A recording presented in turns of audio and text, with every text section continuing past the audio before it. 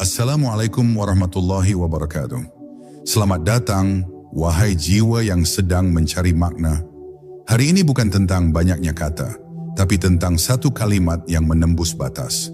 Kalimat yang bukan hanya mengisi bibir, tapi menggetarkan ruh dan menyinari nafas. Kalimat yang menyatukan antara kita yang fana dan Dia yang abadi.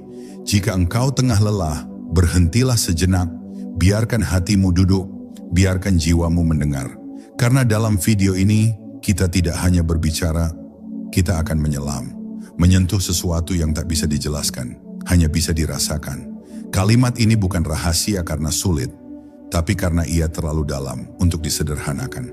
Mari kita renungi bersama, mari kita buka ruang hening di dalam dada, dan biarkan cahaya itu masuk perlahan. Jika engkau merasa video ini menyentuh kalbumu, tinggalkan jejak kebaikan di kolom komentar, atau cukup kirimkan satu kata, terhubung. Ajak pula saudara dan sahabatmu untuk ikut mendengar, karena terkadang satu kalimat bisa menjadi alasan ruh seseorang kembali pulang. Bab 1, titik awal nafas yang bernyawa. Nafas adalah anugerah pertama yang kita terima saat memasuki dunia, dan mungkin akan menjadi yang terakhir kita lepaskan saat meninggalkannya. Namun di antara awal dan akhir itu, berapa kali kita menyadari bahwa setiap helaan nafas membawa rahasia yang lebih dalam dari sekadar hidup. Nafas bukan hanya bukti bahwa tubuh ini hidup, melainkan jembatan halus antara yang tampak dan yang gaib, antara tubuh yang fana dan ruh yang kekal. Ia adalah isyarat ilahi yang terus berdetak tanpa kita sadari. Hadirnya tidak pernah absen, walau perhatian kita selalu terlambat menangkapnya. Di dalam setiap nafas ada satu kalimat yang tersembunyi, tidak di bibir, tidak di lidah, tetapi di ruang terdalam hati. Kalimat yang mampu menyatukan nafas, ruh, dan nur dalam satu titik kesadaran. Bayangkanlah ketika seorang hamba duduk dalam keheningan malam, hanya ditemani suara nafasnya sendiri. Ia tidak membaca ayat, tidak mengangkat tangan, tidak pula bersuara. Namun dari dalam dadanya mengalir zikir yang tak terucap, kalimat yang bahkan tidak bisa dituliskan, tapi mampu mengguncang langit. Kalimat itu bukan sekadar bacaan, melainkan keadaan. Ia mengalir bersama nafas dan menyatu dengan denyut jantung. Kalimat itu tidak dikenali oleh akal, namun diakrabi oleh ruh. Ia adalah bahasa ruhani yang hanya dipahami oleh hati yang telah berserah. Dalam kalimat ini tidak ada permintaan, tidak ada harapan, hanya ada kepasrahan yang total dan keikhlasan yang tidak dibuat-buat. Kalimat ini menjadi nafasnya para kekasih Tuhan. Bukan karena mereka menghafalnya, tapi karena mereka hidup di dalamnya. Mereka tidak membaca dengan suara, tapi dengan getaran jiwa. Dan ketika kalimat itu dibaca dengan penuh kehadiran, tubuh menjadi ringan, hati menjadi lapang, dan ruh kembali mengingat tempat asalnya. Kalimat itu adalah rumah bagi ruh yang lelah berkelana. Ia menyapu debu-debu kegelisahan dan menuntun jiwa menuju taman keheningan, tempat cahayanya bersinar tanpa gangguan.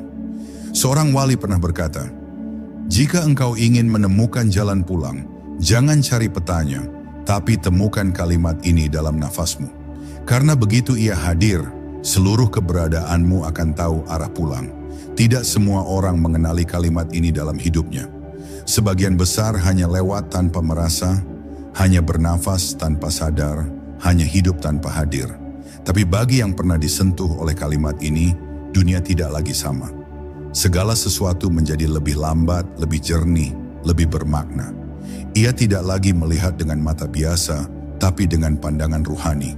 Ia mulai memahami bahwa setiap langkah, setiap hembusan nafas, setiap keheningan, semuanya adalah panggilan untuk kembali pada diri yang maha lembut. Dan kalimat ini adalah jawabannya. Inilah kalimat yang tak bisa dipelajari lewat buku, tapi bisa ditemukan dalam keheningan yang jujur. Ia seperti bisikan yang lembut namun dalam, yang ketika hadir, seluruh semesta terasa hening. Nafasmu tak lagi sekadar oksigen, tapi menjadi doa yang tak terucap. Kalimat ini bukan hanya mempersatukan nafas, ruh, dan nur. Ia adalah titik temu antara manusia dan penciptanya. Dan ketika engkau benar-benar menyadarinya, engkau tidak perlu mencari jalan keluar dari masalah. Karena engkau telah masuk ke dalam cahaya yang lebih besar dari segalanya, cahayanya. Bab 2. Ruh yang mengenal namanya. Ruh tidak pernah lahir dari dunia ini. Ia bukan bagian dari tanah, bukan ciptaan dari waktu, dan bukan anak dari materi. Ia ditiup langsung dari sumber yang maha luhur, dari Allah, Tuhan segala alam. Maka ruh tidak asing terhadap kebenaran. Ia tidak belajar untuk mengenali namanya, karena ia telah lebih dulu bersaksi di alam azali. Alastu bi rabbikum, dan ruh menjawab, Bala, benar engkau adalah Tuhanku. Maka ketika kalimat itu hadir, ruh bukan sedang mempelajari hal baru. Ia sedang diingatkan akan janji lamanya. Ia terdiam bukan karena tak tahu, tapi karena ia akhirnya bertemu kembali dengan sesuatu yang ia rindukan sepanjang usia. Dalam dunia yang dipenuhi suara, kalimat ini datang dalam keheningan, tidak meneriakkan dirinya, tidak memaksa untuk didengar, namun ketika ia menyentuh ruang batin, ruh seakan meleleh. Ia menangis tanpa air mata, ia sujud tanpa tubuh, ia rindu tanpa alasan. Kalimat ini bukan dari bumi. Ia adalah gema dari langit yang hanya bisa didengar oleh hati yang telah lama lelah mencari. Ketika seseorang benar-benar menyentuh kalimat ini dengan jiwa yang ikhlas, ia tidak akan berbicara tentang Tuhan, ia akan berbicara kepada Tuhan. Dalam bahasa ruhani yang tak perlu diterjemahkan, wali-wali yang telah hidup bersama kalimat ini, ruh mereka menjadi seperti cermin yang jernih. Tak ada lagi kabut nafsu, tak ada lagi debu ria. Mereka tidak butuh banyak kata, karena satu getaran dari ruh mereka cukup untuk membangkitkan ruh yang lain. Mereka tidak bicara tentang kebenaran, mereka menjadi bagian darinya. Ruh mereka berzikir bahkan saat tubuh mereka diam. Mereka tidak pernah jauh darinya, karena kalimat itu telah menjadi pakaian ruh yang melekat erat. Tidak bisa dilepas, tidak bisa dipalsukan. Dalam kehidupan sehari-hari, kita terbiasa menyebut namanya dengan lisan, namun lupa menghadirkannya dalam ruh.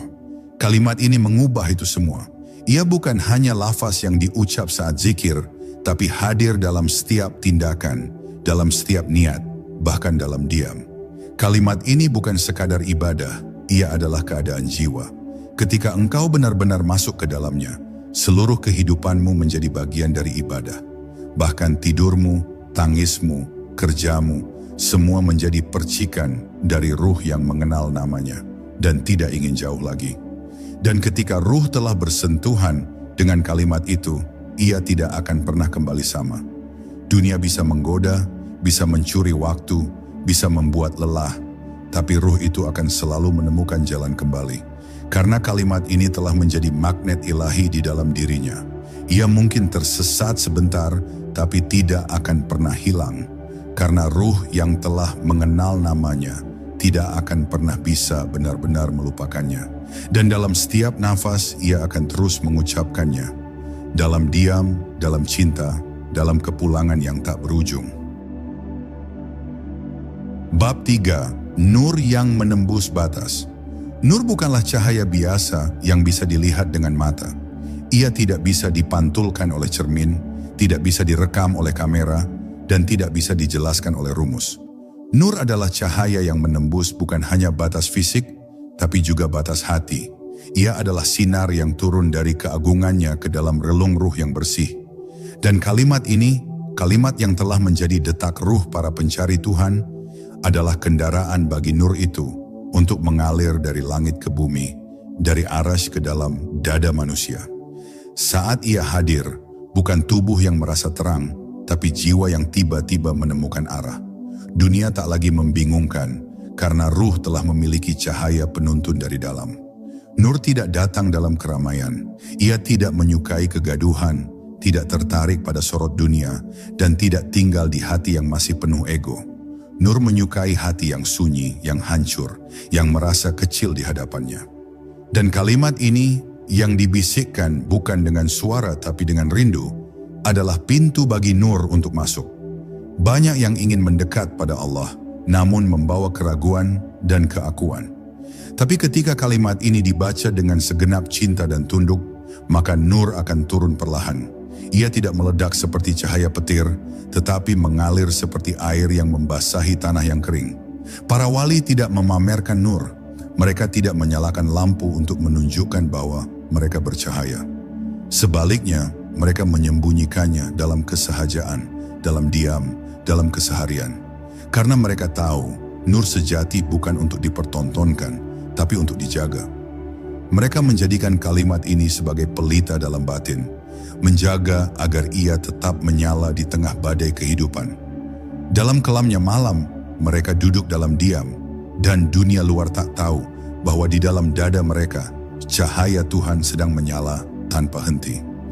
Kalimat itu telah menyatu dengan nur, dan nur itu telah menjadi cahaya perjalanan mereka yang abadi. Jika engkau ingin mengundang nur dalam hidupmu, jangan cari ke langit, cari ke dalam dada.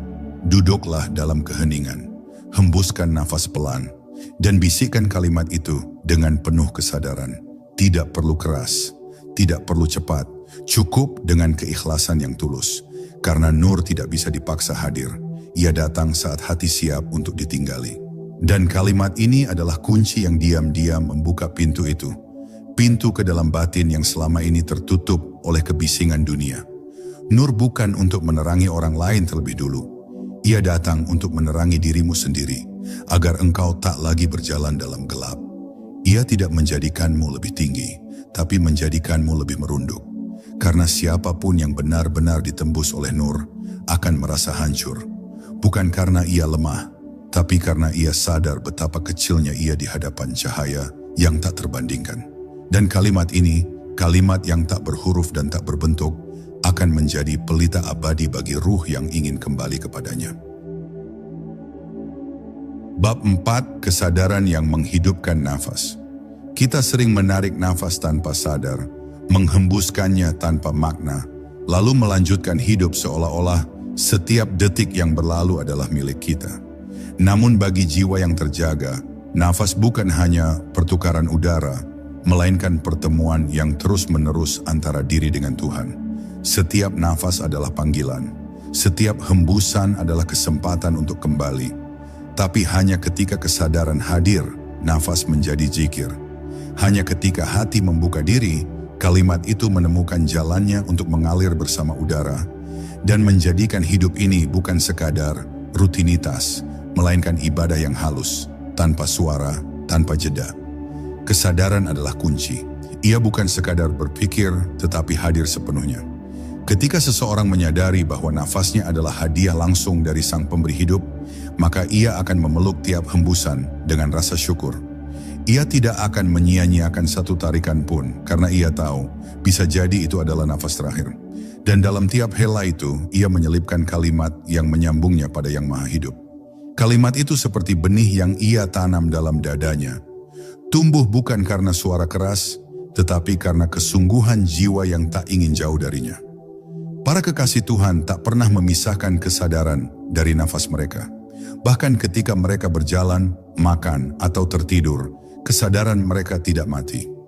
Mereka hidup dalam keadaan zikrullah yang tenang, tidak ribut, namun dalam. Dan karena itulah nafas mereka menjadi hidup. Ia tidak hanya membawa oksigen, tapi juga membawa rahmat.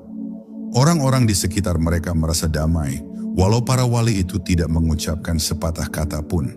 Karena nafas yang sadar menghidupkan bukan hanya pemiliknya, tapi juga ruang di sekitarnya. Ia memancarkan sesuatu yang tidak terlihat, kehadiran yang membawa kedamaian. Namun untuk bisa hidup dalam kesadaran seperti itu, diperlukan latihan yang sabar. Diperlukan keberanian untuk berhenti sejenak dari arus dunia. Duduk diam, tarik nafas perlahan, dan bisikan kalimat itu. Tidak di bibir, tapi di dada. Rasakan ia menyatu dengan tiap denyut jantung. Tidak ada target, tidak ada ambisi, hanya ada kerinduan untuk hadir sepenuhnya di hadapannya. Dan perlahan, engkau akan merasakan sesuatu yang berbeda. Nafasmu menjadi lebih ringan, waktumu menjadi lebih lapang, hatimu menjadi lebih jernih. Inilah buah dari nafas yang sadar. Ia menghidupkan jiwa yang nyaris mati dalam kesibukan dunia. Ketika kesadaran hadir dalam nafas, maka engkau tidak akan lagi hidup secara biasa. Segala sesuatu menjadi ruang ibadah. Diam menjadi zikir, pandangan menjadi doa, sentuhan menjadi rahmat. Karena kalimat itu, yang menyatu dengan nafas dan dihidupkan oleh kesadaran, telah merubah seluruh pengalaman hidupmu menjadi jembatan menujunya. Dan disitulah rahasia terdalam terungkap, bahwa sesungguhnya engkau tidak perlu pergi kemana-mana untuk bertemu dengan Tuhan. Cukup hadir dalam satu nafas dengan kesadaran, keikhlasan, dan cinta. Bab 5. Zikir tanpa suara, cahaya tanpa bayangan. Ada bentuk zikir yang tidak pernah terdengar oleh telinga manusia, namun mengguncangkan arasy ilahi. Ia tidak mengandalkan lisan, tidak pula bergantung pada gerakan tubuh. Ia berdiam dalam dada, bergema di ruang batin yang tidak bisa dijamah siapapun, bahkan oleh pikiran sendiri. Zikir ini adalah bentuk tertinggi dari penyatuan, antara nafas dan kesadaran, antara ruh dan kalimatnya. Ia tidak menampakkan diri dalam suara, tapi terasa seperti getaran yang membungkus seluruh jiwa. Seakan-akan setiap tarikan nafas membawa lafaz, dan setiap hembusan menjadi sujud yang tak terlihat. Di titik inilah kalimat itu hidup, bukan di luar, tapi di dalam. Orang-orang yang telah mencapai makam zikir tanpa suara tidak lagi meributkan lafaz. Bagi mereka, kalimat-kalimat zikir bukan hanya bacaan, melainkan kehadiran. Dan karena itulah, mereka mampu berzikir bahkan saat mulut mereka terdiam. Mereka bisa menyatu dengannya di tengah keramaian, karena zikir mereka tidak bergantung pada suasana. Ia melekat pada nafas, bersandar pada nur, dan berdiri di atas kesadaran. Zikir ini mengubah seseorang secara diam-diam. Ia tidak membuat seseorang bicara lebih banyak, justru menjadikannya lebih hening, lebih dalam, lebih ringan. Ketika kalimat suci itu hidup tanpa suara, maka ia memancarkan cahaya yang tak memiliki bayangan. Karena bayangan hanya muncul dari cahaya yang berasal dari luar, tapi nur zikir yang sejati datang dari dalam. Dari pusat ruh yang telah dibersihkan dari kepalsuan. Ia tidak silau, tapi menembus. Ia tidak membutakan, tapi menyadarkan. Dan di tengah gelapnya dunia yang penuh gemerlap semu, orang yang membawa nur seperti ini akan berjalan tenang. Mereka tidak takut, tidak khawatir, tidak merasa kehilangan apapun. Karena yang paling penting telah mereka temukan di dalam kehadirannya. Wali-wali Allah tidak dikenal karena suara mereka, tapi karena diam mereka. Mereka tidak dicintai karena kata-kata mereka, tapi karena keheningan mereka yang membawa rasa aman. Keheningan yang bukan kosong melainkan penuh. Zikir yang mereka bawa tidak keras, tapi dalam. Dan kalimat yang mereka bisikkan dalam nafas mereka itu mampu meluruhkan duka orang lain. Karena ruh yang telah menyatu dengan kalimatnya akan memancarkan kasih yang tidak dibuat-buat. Ia tidak berusaha untuk tampak saleh. Ia hanya hadir, dan kehadirannya cukup untuk menjadi cahaya bagi yang sedang tersesat. Inilah zikir sejati, bukan hanya pengulangan lafaz, tapi perenungan yang menyatu dengan nafas. Bukan hanya bunyi di mulut, tapi getaran di hati. Bukan hanya kewajiban, tapi kebutuhan ruhani yang tumbuh dari rasa cinta. Dan di titik ini, engkau tidak perlu membuktikan apapun. Cukup duduk dalam hening, tarik nafas perlahan, dan biarkan kalimat itu berputar di dalammu. Seperti bintang yang terus bersinar dalam langit hati. Maka engkau akan tahu bahwa kalimat ini bukan sekadar alat, melainkan cermin tempat Tuhan memperlihatkan kehadirannya. Bab 6. Saat nafas menjadi doa yang tak pernah usai. Ada satu bentuk doa yang tidak membutuhkan kata, tidak membutuhkan gerakan tangan, bahkan tidak membutuhkan permohonan. Doa itu hidup di dalam nafas. Ia tidak dimulai dengan niat formal dan tidak diakhiri dengan amin. Ia hadir, tumbuh, dan mengalir seperti aliran udara yang keluar masuk tubuh setiap saat. Ketika seseorang benar-benar menyadari bahwa setiap nafas adalah pemberian, maka setiap helaan menjadi ucapan syukur. Dan setiap hembusan menjadi penyerahan diri. Saat itulah nafas berhenti menjadi sesuatu yang biasa. Ia menjadi ibadah yang berlangsung tanpa henti, siang dan malam, dalam sadar dan tidur. Doa seperti ini tidak memerlukan waktu khusus, tempat khusus, atau suasana yang dibuat-buat. Ia tidak terbatas oleh gerakan, tidak dibatasi oleh bahasa. Ia hidup di balik kesadaran, diam di balik dada, menyatu dalam ruang paling sunyi dari hati manusia. Kalimat itu, kalimat yang menjadi inti dari nafas ruhani, mengalir lembut tanpa paksaan, tanpa target, hanya karena cinta. Saat seseorang sampai pada titik ini, ia tak lagi memohon banyak hal.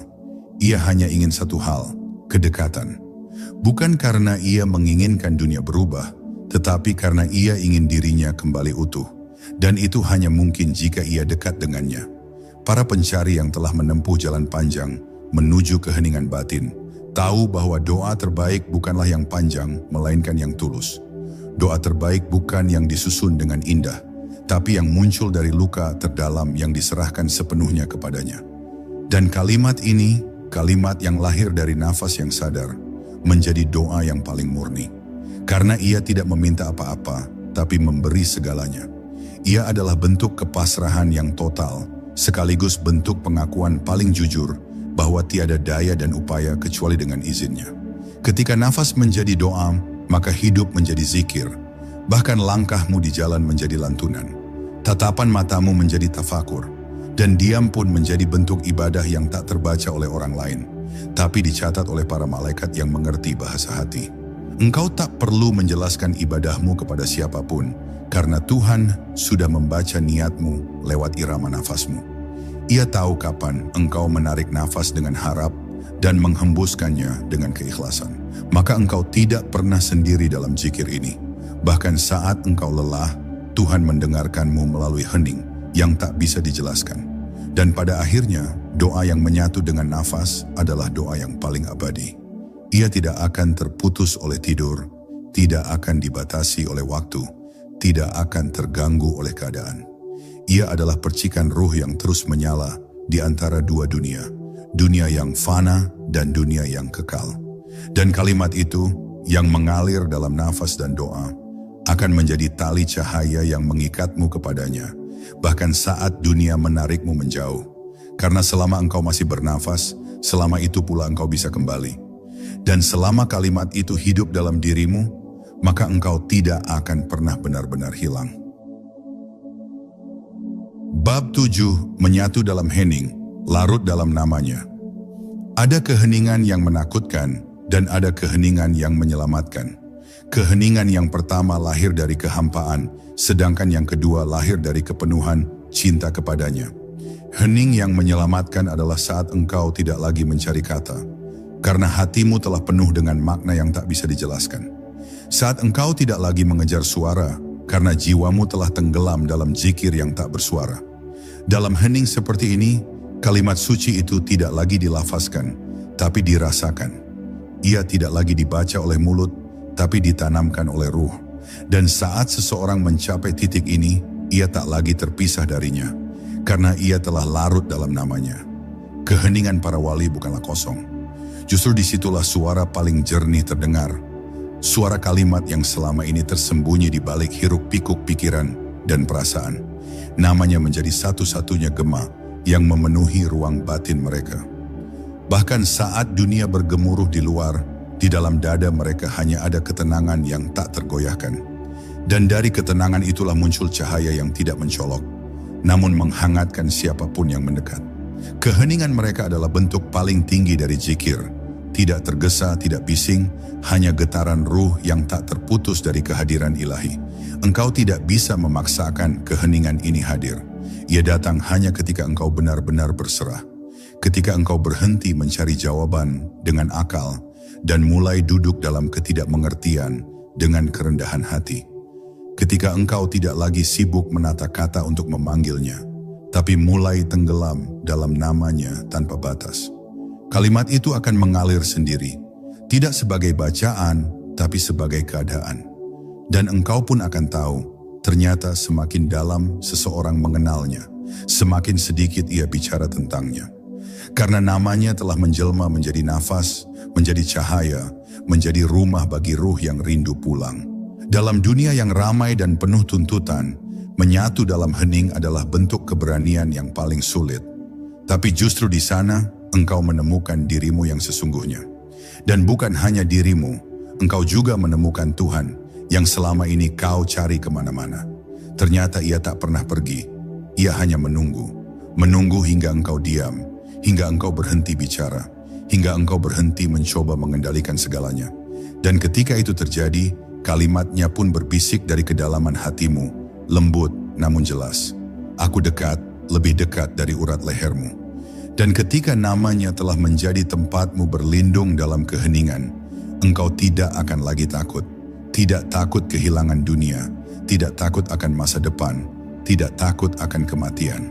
Karena engkau tahu, selama namanya ada dalam hatimu, engkau tidak akan pernah benar-benar sendirian. Engkau telah larut, engkau telah menyatu. Dan pada akhirnya, bukan suara yang menyampaikan cinta tertinggi kepada Tuhan, melainkan diam yang penuh makna. Tempat kalimat itu tumbuh tanpa gangguan, dan menyatu dengan nafas, ruh, dan cahaya yang tak padam. Bab 8. Ketika kalimat itu menjadi cermin ruh. Ada saat dalam perjalanan batin, ketika engkau berhenti bertanya dan mulai melihat. Bukan melihat dunia, tapi melihat ke dalam. Dan yang engkau lihat bukanlah pikiranmu, bukan pula emosimu, melainkan sesuatu yang lebih halus, ruhmu sendiri. Ia tidak berbentuk tapi terasa. Ia tidak berbicara tapi memanggil. Dan dalam momen yang penuh keheningan itu, kalimat suci yang selama ini engkau ucapkan mulai berubah menjadi cermin. Ia tidak hanya menghubungkanmu dengan Tuhan, tapi memperlihatkan siapa dirimu sebenarnya. Bukan yang tampak di luar, tapi yang selama ini bersembunyi di dalam. Cermin ruh tidak selalu memperlihatkan keindahan. Ia memperlihatkan luka yang engkau sembunyikan, kepalsuan yang engkau kenakan, dan ketakutan yang engkau tolak hadapi. Tapi justru disitulah kalimat ini bekerja. Ia bukan hanya membasuh, tapi juga membuka. Ia tidak hanya menguatkan, tapi juga mengungkapkan. Ketika engkau menyebut kalimat itu dengan segenap jiwa, ia akan memantulkan kebenaran tentang betapa engkau telah jauh dan betapa engkau tetap dicintai meski berkali-kali melupakannya. Kalimat ini menjadi saksi bahwa ruhmu masih hidup, masih bergetar, masih mencari arah pulang. Para wali tidak menjadi mulia karena tidak punya dosa, tapi karena mereka berani bercermin. Mereka menatap ruh mereka sendiri dalam terang kalimat ini, lalu bersujud. Mereka tidak menyombongkan kebaikan, karena mereka tahu siapa diri mereka di hadapannya. Dan karena itulah mereka menjadi jernih. Ruh mereka memantulkan cahaya Tuhan, bukan karena mereka istimewa, tapi karena mereka telah mengikis diri mereka sendiri. Kalimat itu menjadi pembersih yang tak terlihat. Membersihkan bukan tubuh, tapi lapisan-lapisan ego yang selama ini menutupi ruh. Saat kalimat ini menjadi cermin bagi ruhmu, maka setiap zikir bukan lagi rutinitas, melainkan pertemuan. Setiap kali engkau menyebut namanya, engkau sedang melihat kembali siapa dirimu tanpa topeng, dan perlahan, kalimat itu akan memoles cermin jiwamu hingga bening. Hingga engkau tidak lagi bingung, tidak lagi tersesat, karena ruhmu telah menjadi petunjuk itu sendiri. Ia memantulkan cahaya yang selama ini kau cari di luar, padahal telah lama tinggal di dalam. Dan ketika engkau melihat wajah ruhmu dalam kalimat itu, engkau akan menangis. Bukan karena sedih, tapi karena akhirnya engkau mengerti siapa engkau dan kepada siapa engkau kembali. Cermin ini tidak dibuat dari kaca, tidak tergantung di dinding. Ia tergantung dalam kesadaran. Dan setiap kalimat yang engkau ucapkan dengan sepenuh hati adalah tangan yang membersihkannya. Hingga akhirnya, ruhmu bercahaya bukan karena ingin dilihat, tapi karena ia telah menyatu dengan sumber cahaya. Dan di titik ini, engkau tidak lagi sibuk memperindah luar dirimu. Engkau sibuk menjaga dalammu tetap jujur, tetap tenang, tetap berserah. Karena kalimat itu bukan lagi sekadar bacaan. Ia telah menjadi dirimu.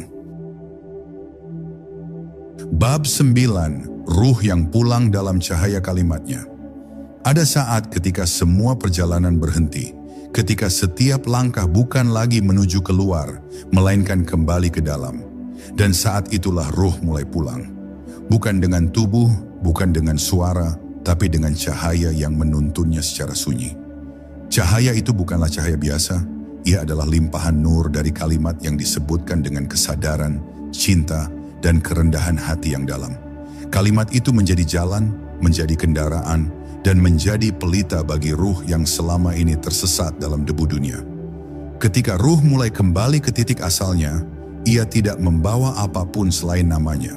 Ia pulang dalam zikir yang tidak terdengar oleh telinga, tapi dipahami oleh langit.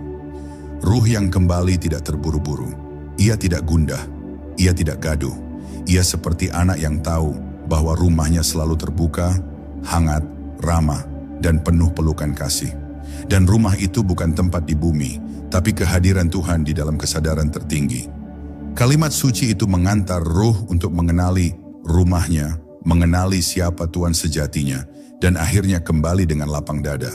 Ruh yang pulang dalam cahaya kalimatnya tidak takut mati, karena ia tahu mati bukan akhir melainkan perjumpaan. Dan setiap kali kalimat itu diucapkan dengan keikhlasan, ruh makin dekat, makin ringan, makin jernih.